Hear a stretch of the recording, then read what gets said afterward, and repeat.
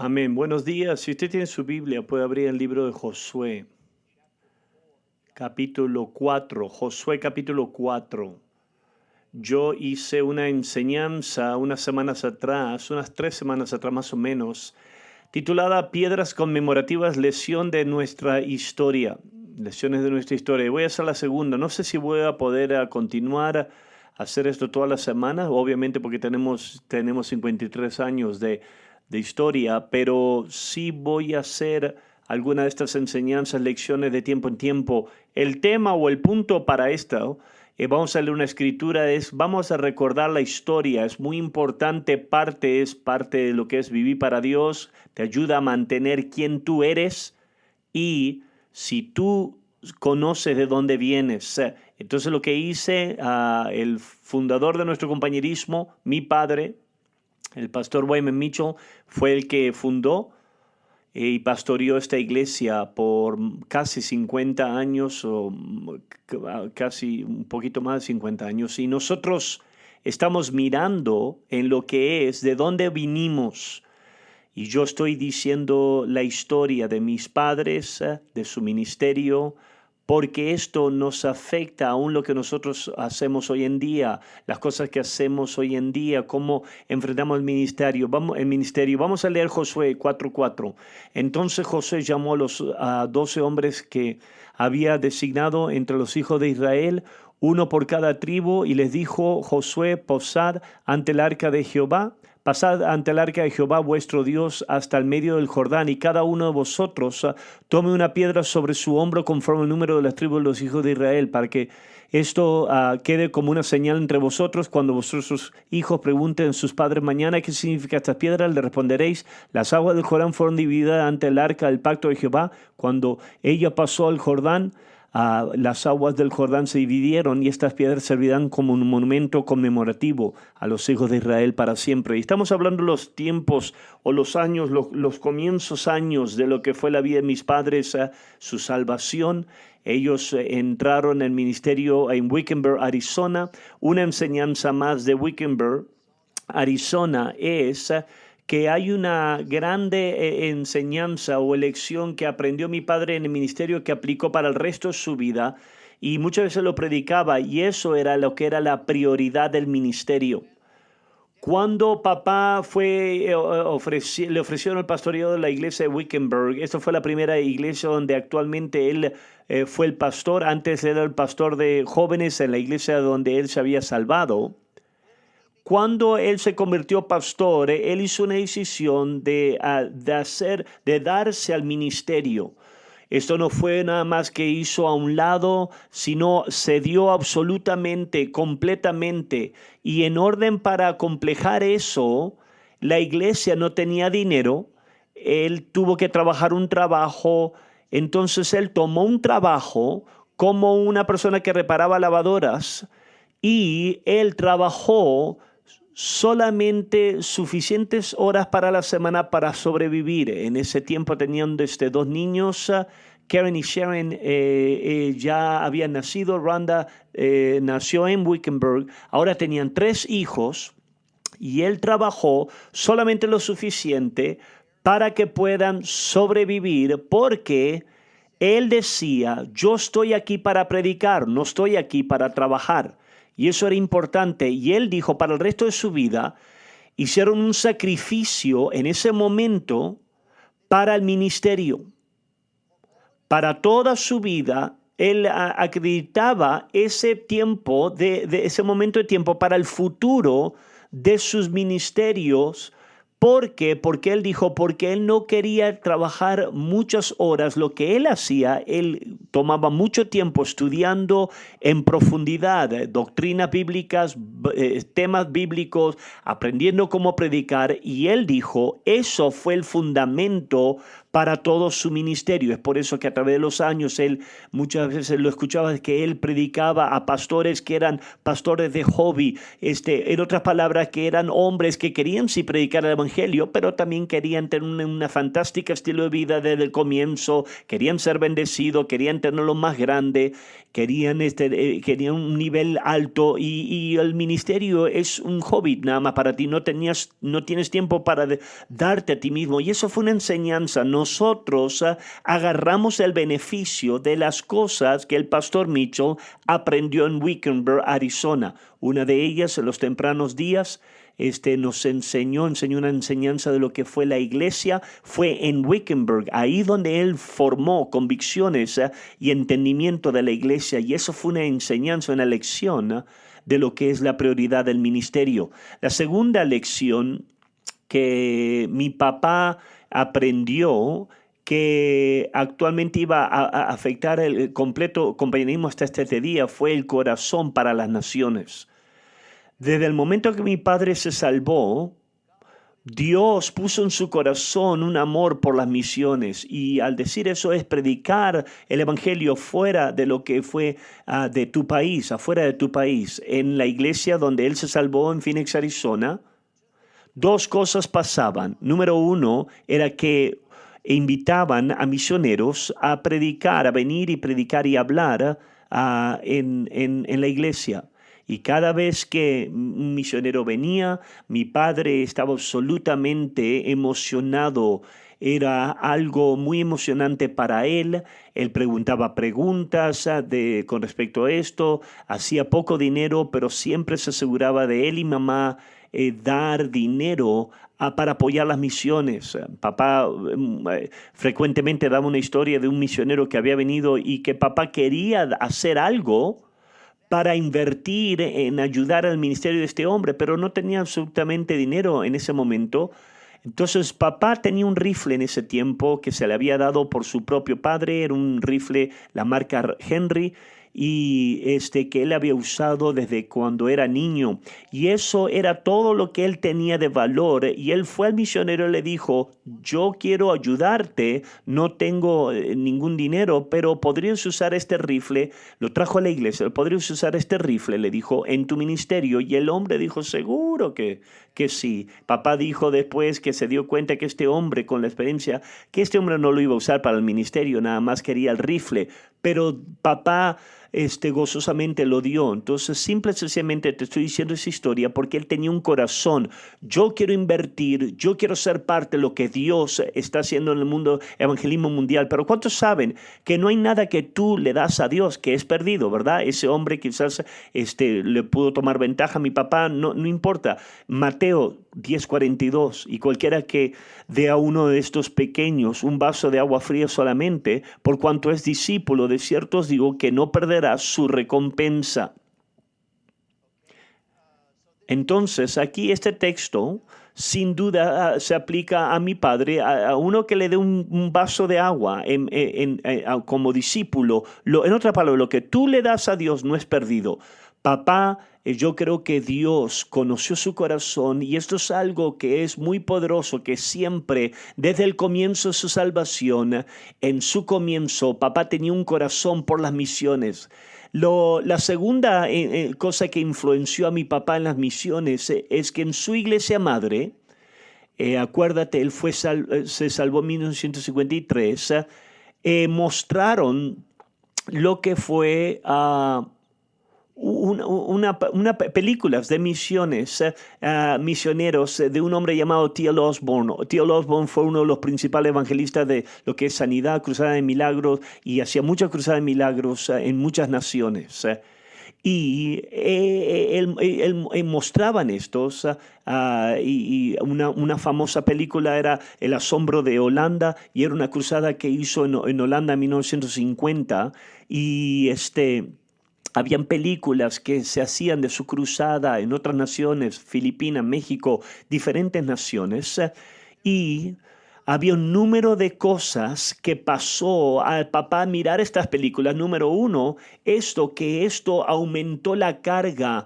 Cuando él miraba gente de otras naciones que necesitaban el evangelio, salvándose y sanándose. Mi papá, amén, estaba absolutamente emocionado con esto, porque esto es lo que él quería ser parte de ello en las misiones. Pero estas películas tuvieron también un beneficio secundario, y eso fue que estas películas actualmente mostraban a T.L. Osborne orar por los enfermos.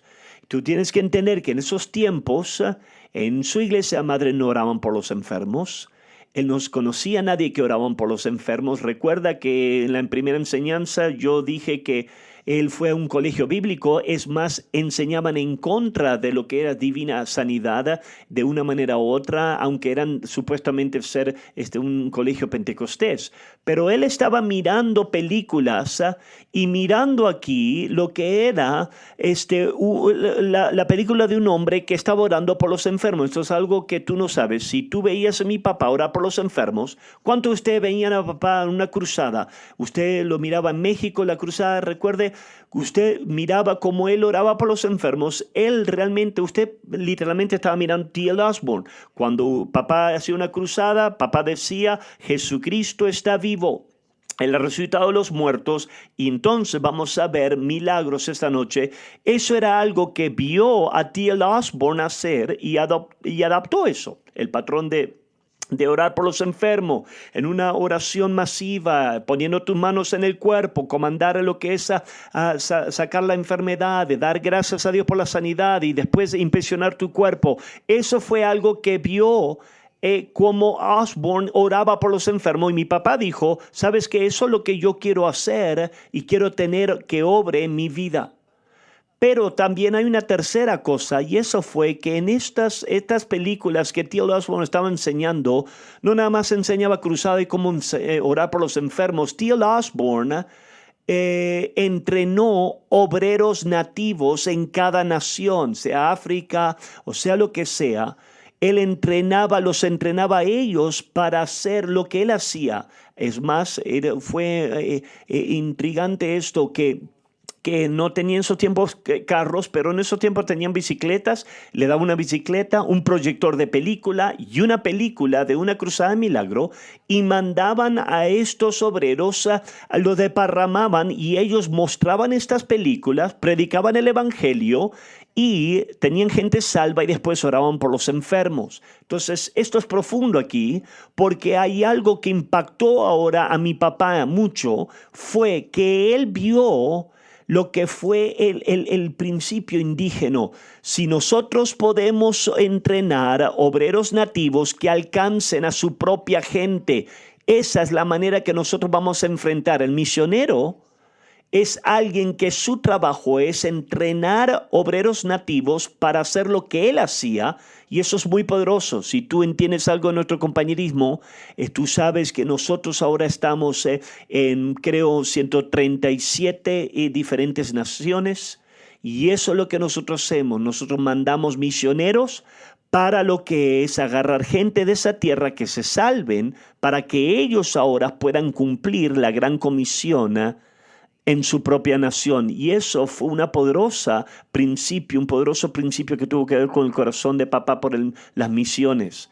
Después seguimos avanzando al ministerio, y ahora de lo que es Wickenburg nos mudamos a Canadá. En 1962-63 más o menos, el sueño de papá se convirtió en una realidad. Él quería ser un misionero, mis padres querían ser misioneros, y ahora el sueño se realizó. Una iglesia se abrió ahora en Canadá, en un pueblo llamado Courtenay, British Columbia, en la isla de Vancouver, a un lado, afuera de lo que era Vancouver.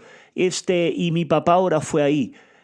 Ahora porque nosotros tenemos Eisenhower, Doreen, no voy a hacer broma de los nativos de lo que es canadienses. Yo me burlé de lo que es de Australia, pero no me voy a burlar de lo de Canadá. Pero ahora mis padres, ellos fueron misioneros. En ellos ir a Canadá un sencillo evento pasó que es más formó ideas fundamentales para el compañerismo en los años más avanzados. Ellos ahora se iban a mudar de lo que es, creo que tenían en ese entonces 4 niños y ahora Karen, Sharon, Rhonda nació en Wickenburg. Sí, tenían 4. Se mudaron de lo que es de Wickenburg, Canadá, y le dieron $200 para mudarse a un nuevo país, para acomplejar esto. Entonces, lo que tuvieron que hacer es, tuvieron que deshacerse de muchas cosas. Número 2, al ellos empezar a ir al viaje su carro, su automóvil se rompió y tuvieron que gastar grande porción de esos $200 en reparar el carro, el auto, y él dijo que ahora cuando llegaron a lo que es una nueva vida en un nuevo país con $11 bajo su nombre. Eso tuvo un profundo impacto sobre mi papá. Ahora tienes que entender esto.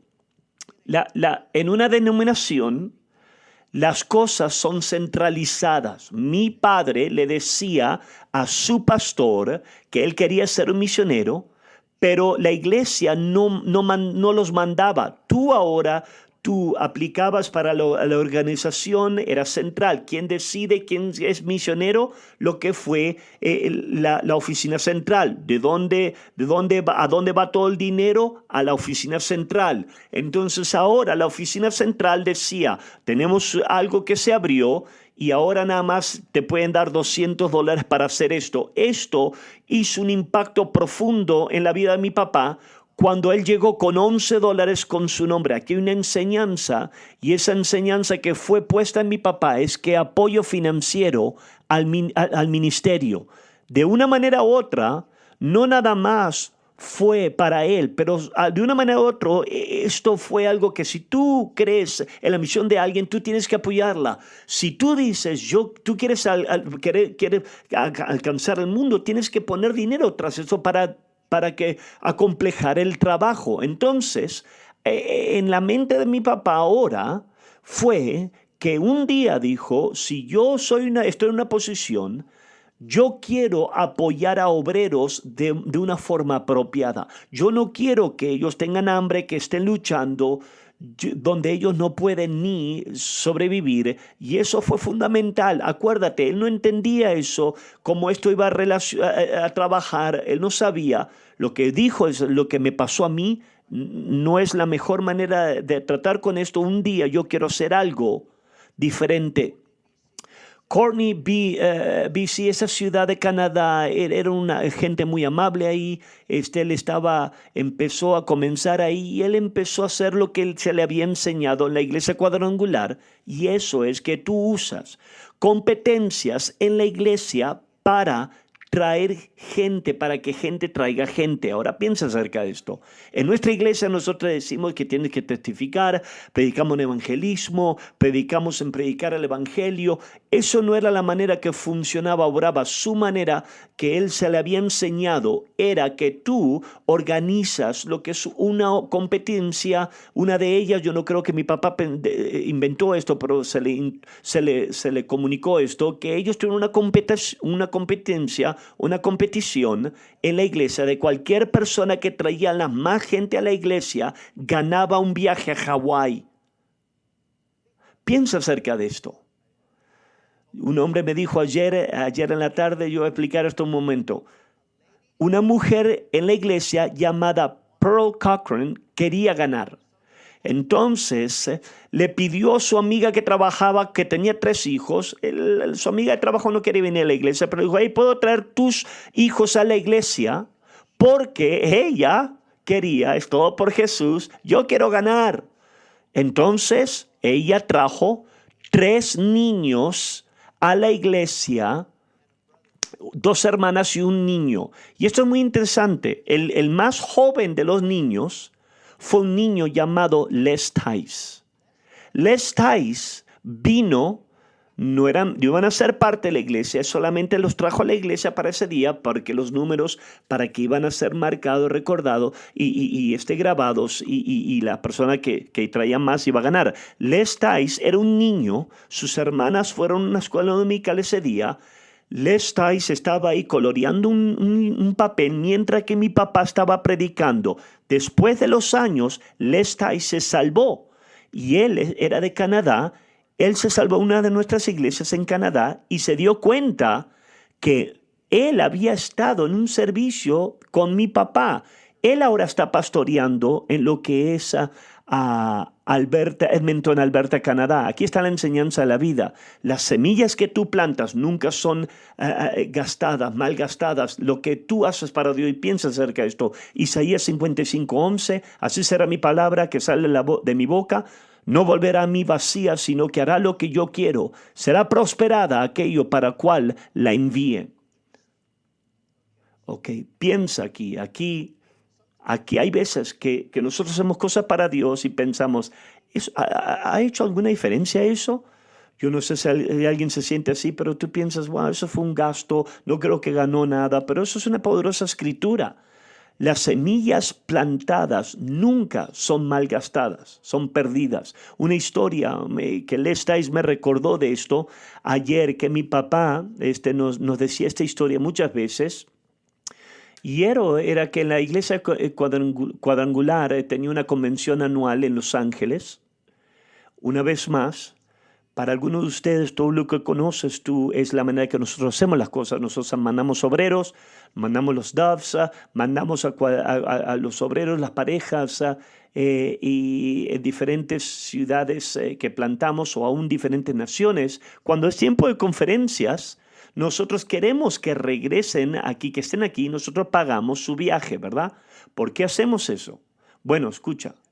No era la manera que era antes en la iglesia cuadrangular. Tenía una convención anual. Imagínate, para un pastor, tú estabas en el frente, estás tratando con problemas de la gente, estás siendo asaltado, frustrado, estás bajo ataque.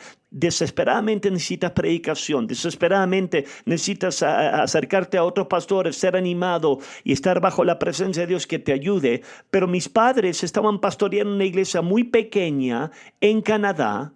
Ellos no tenían el dinero, vuelos en esos tiempos ni existían fácilmente.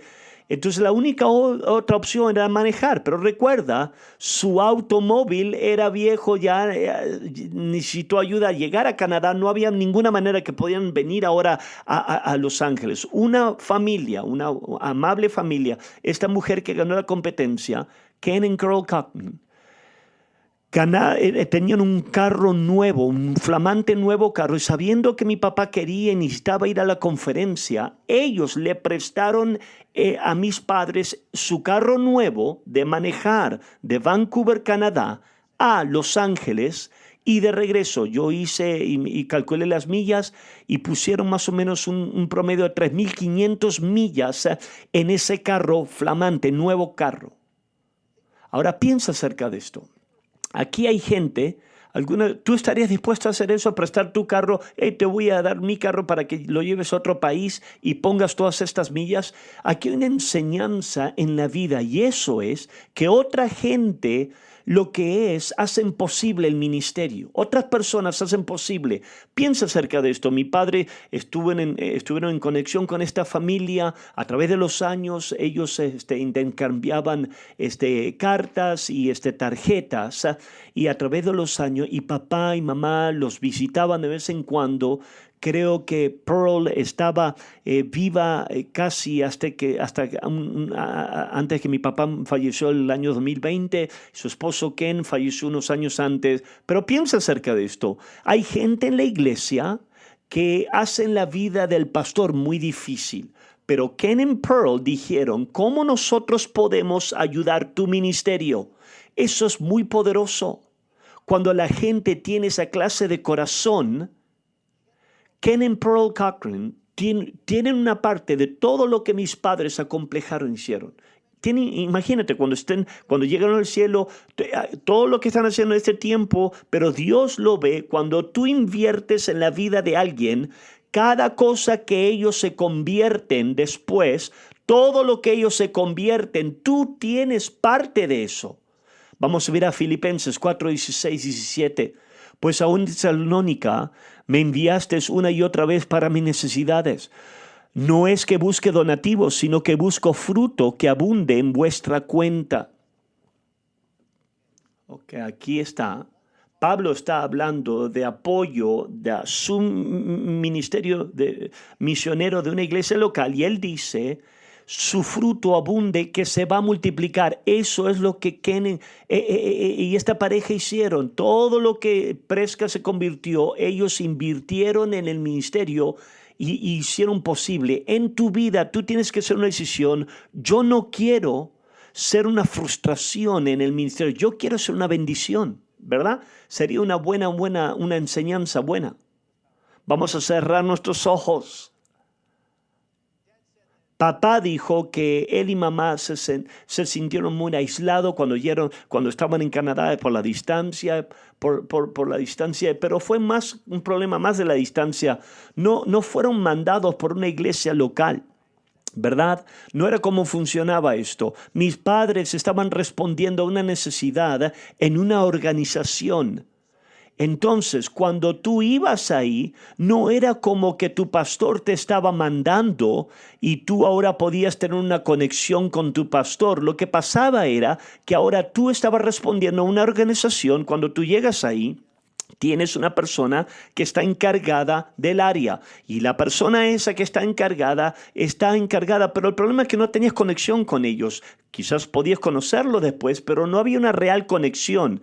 Esto formó un fundamento para nuestro compañerismo que no es la manera que nosotros hacemos las cosas. Y eso es que papá decía, tiene que haber un apoyo espiritual para los pastores.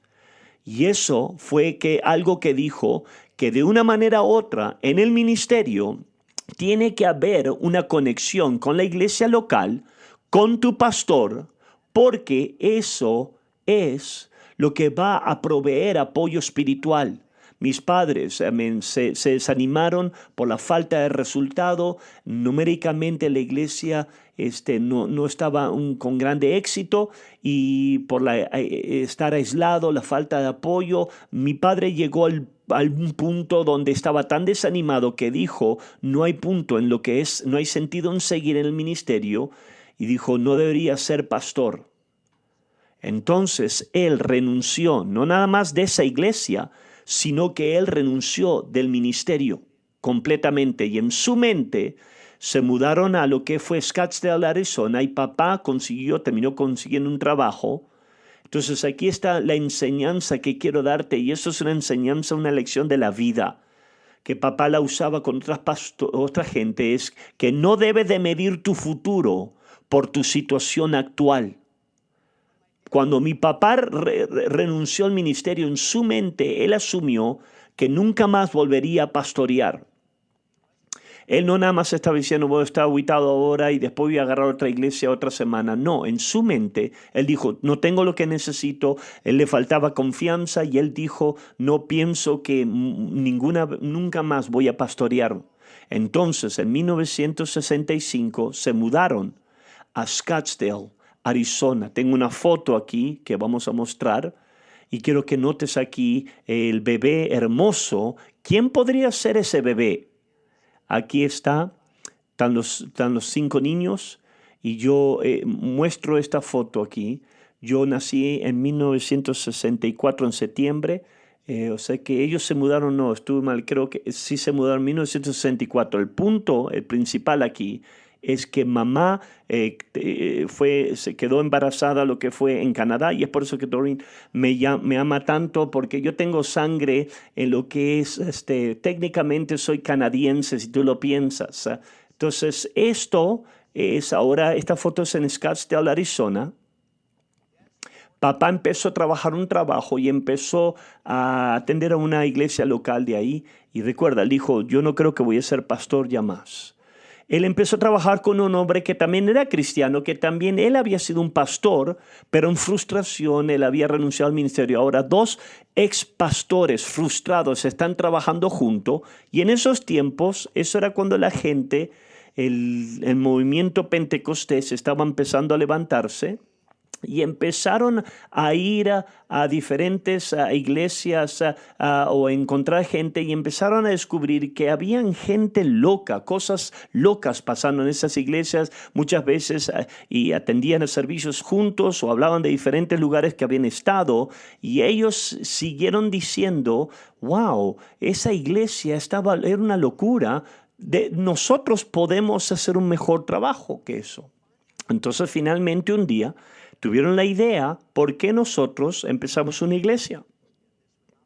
Y eso no era la iglesia cuadrangular.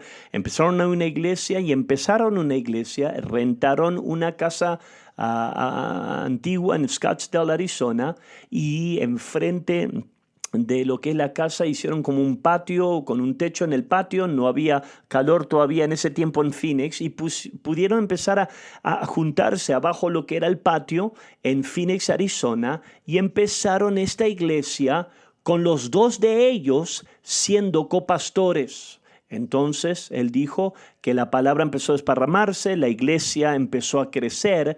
Pero papá aprendió una enseñanza, una lección muy importante que nos afecta hoy en día, y esa enseñanza es que el pastorear bajo comité no funciona. Y eso es una enseñanza muy importante, que esto fue fundamental. Dijo, tuvimos una iglesia no con un pastor y asistente pastor, fueron con dos copastores, creamos un monstruo de dos cabezas. Dijo, eso no trabaja, pero eso fue fundamental. Papá empezó a ver cosas en la manera que él vio cómo las iglesias trabajaban. Muchas veces las iglesias funcionaban con concilios, con comités, con ancianos, y papá dijo, yo no creo que eso es bíblico, número uno, y número dos, prácticamente eso no trabaja, no funciona, y se convirtió en algo que es fundamental de la manera que nuestras iglesias son estructuradas aún hoy en día. Entonces aquí él está siendo copastor con este pastor, la iglesia está creciendo, pero el hombre que estaba pastoreando con papá empezó a notar y empezó a sentir que este hombre en su trato de gente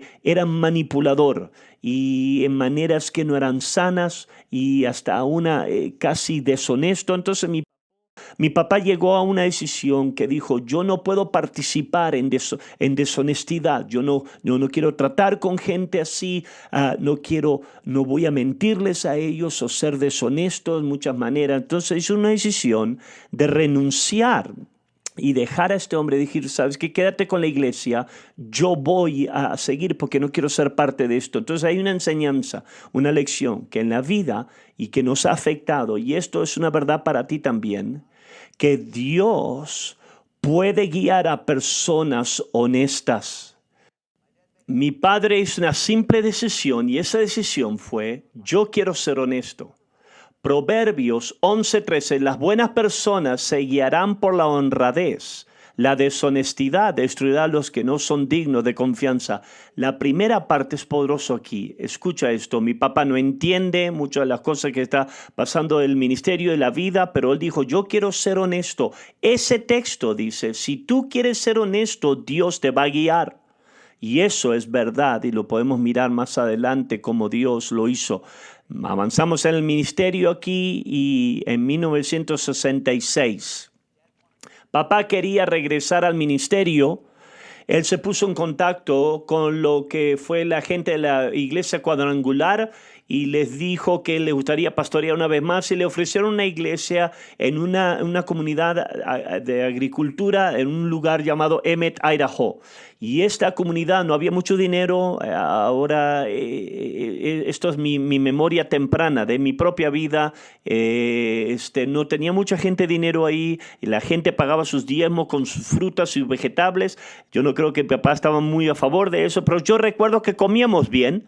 En Canadá, y hay una historia en su ministerio en Emmett, Idaho, que sin duda escuchaba de papá decir a mí también que el director de la funeraria del pueblo se puso en contacto con mi papá porque le caía muy bien. Dijo, hay gente que viene a nosotros y muchas veces tienen familiares, tiene gente que necesitan un entierro, un servicio fúnebre, no tienen pastor, no tienen iglesia. ¿Estarías dispuesto a lo que es a hacer servicios fúnebres para la gente? Y papá dijo, seguro, él lo hacía eso para ayudar, para conocer gente. También creo que el hombre le pagaba $10 por hacer cada servicio, el dinero escaso en ese entonces. Y papá dijo una historia que un día el hombre dijo, ¿sabes que alguien murió?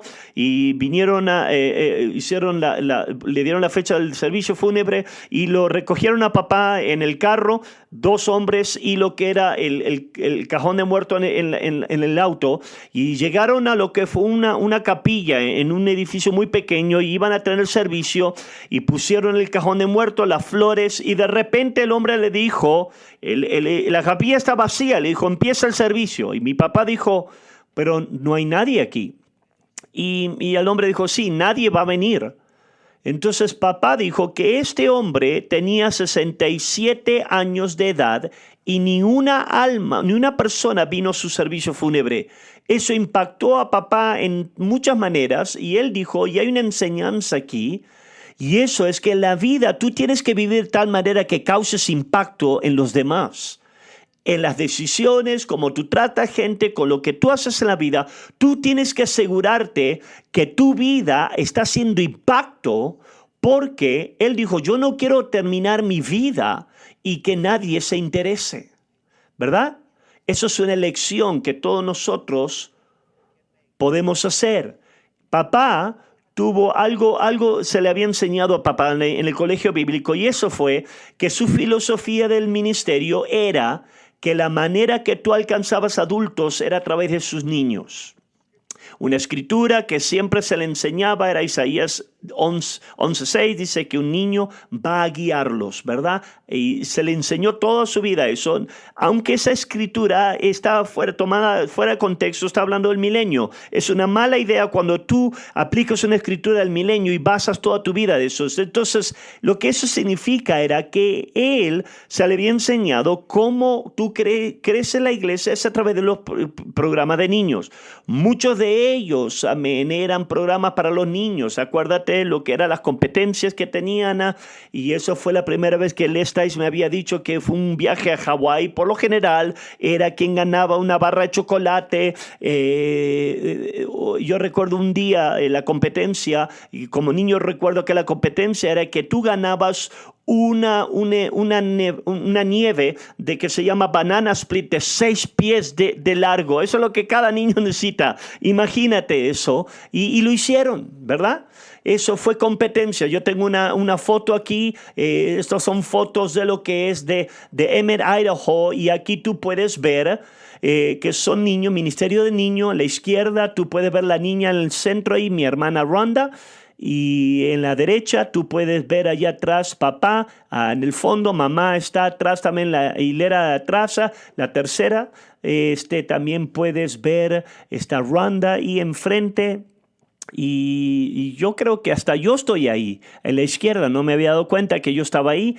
Está Rhonda, segunda, y la cuarta es Debbie también.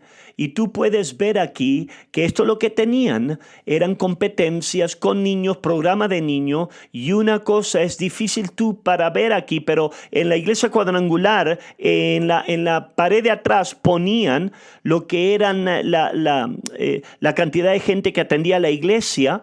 Y tú puedes ver ahí en la izquierda que tuvieron 179 personas el domingo anterior. Esa iglesia estaba creciendo.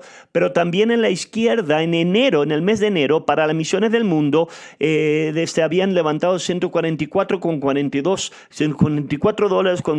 centavos. Y esto es lo que mi papá siempre quería, apoyando las misiones. O sea, una vez más, regresando al ministerio de niños, mi papá empezó a ver que él y mi mamá estaban involucrados de una manera profunda en el ministerio de niños, con la esperanza que si podemos traer a los niños, sus padres van a venir.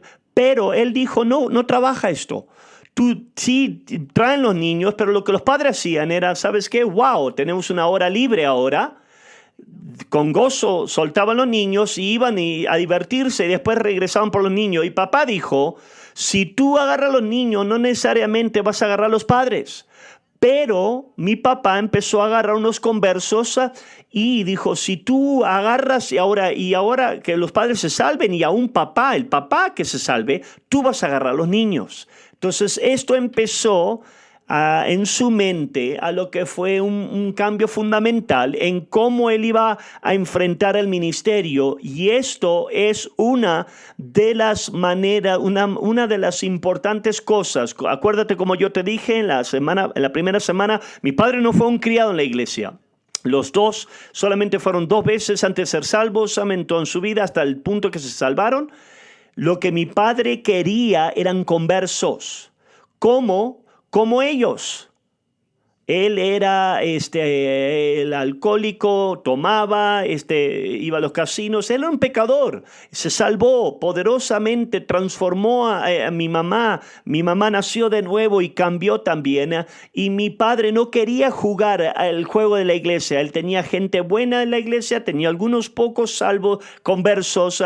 Pero mi papá dijo, una iglesia necesita ser edificada con conversos. Él no sabía cómo eso iba a pasar. Pero eso fue algo que fue fundamental.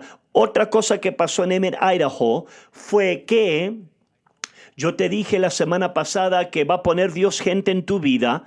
Y eso fue que uno de los hombres, su nombre se llamaba John Metzler.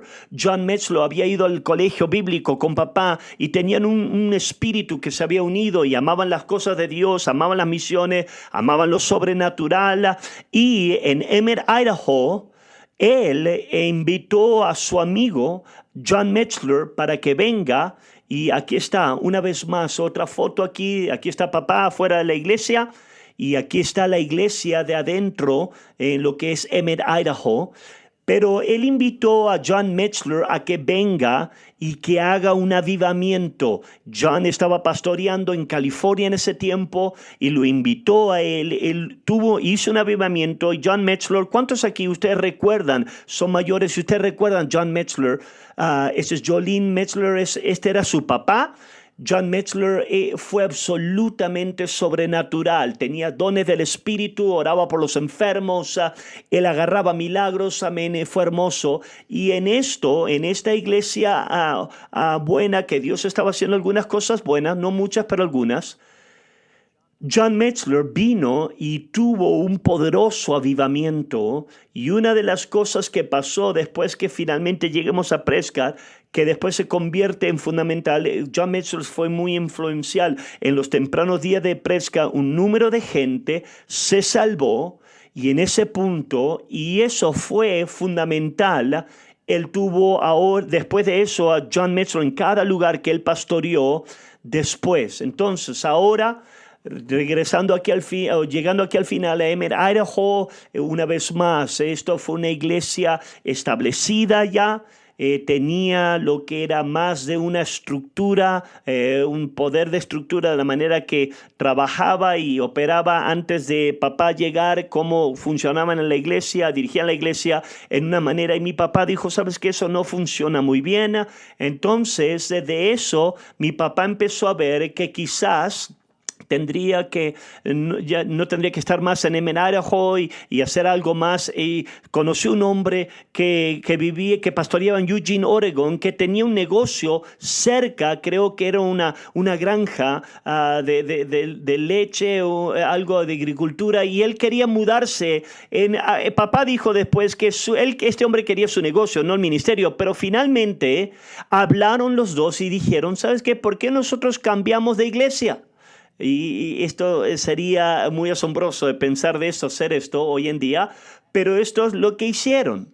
Y eso, entonces, en 1967 creo, en 1967 se mudaron a lo que era Eugene, Oregon, y aquí es donde tenemos más ciudades más. Antes de llegar a Prescott, vamos a dejarlo para otro tiempo. Entonces el punto, el tema aquí de decir todas esas historias es que estas son cosas en la vida que Dios está obrando. El punto nada más no es recordar la vida de mi padre. El tema es que Dios está obrando, que si tú mantienes tu corazón correcto, Dios usa cada circunstancia para guiarte a su voluntad. Todas estas cosas fueron eventos que son negativos, algunos positivos, pero pusieron cosas después cuando él vino a Prescott. Algunas de estas cosas ahora él empezó a desarrollarlas como él o como una iglesia debe de funcionar para cumplir la voluntad de Dios. Y eso es mi punto de decir estas historias. Quizás la próxima vez vamos a hablar de lo que es Eugene, Oregon, Carson, California y después finalmente venir aquí a Prescott. Esto es todo lo que tengo. Vamos a tener unos minutos extra y después vamos a empezar nuestro servicio a las 10:30. Dios lo bendiga.